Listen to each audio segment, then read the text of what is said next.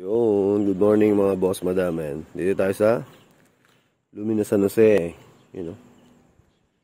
Yan yung si Bumblebee. Hindi siya naagarahe kasi nandito yung tricycle natin saka yung C1000. Ayan, share ko lang sa inyo yung nilagay ko na bracket. Ito. So dati kasi etong bracket na ito nung full titanium natin na pipe, wala siya dito.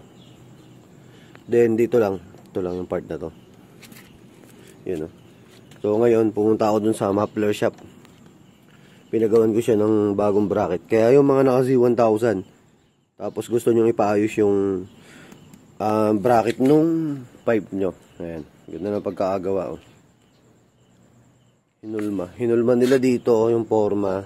Ayan, nakahulma yan. So punta dito. Plug and play din yan eh. Yung exhaust natin, full titanium. So, maayos na. Dati kasi nung napansin ko, pag binabiyahe ko siya, eto, maalog. Yan. Kasi anong nangyayari nga, dito sa part na to, wala kasi ito dati. Wala, di ba sa mga ibang regular pipe dito, papunta dito, may salo siyang ganun.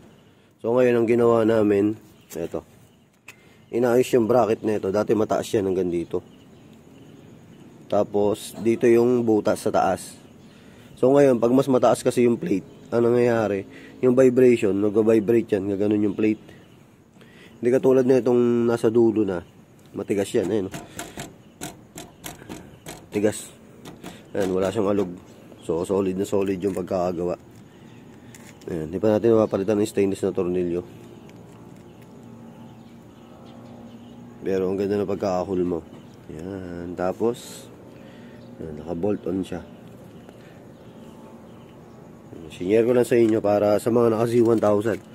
Ayan, magiging ganyan yung forma niya. Ang ganda tignan.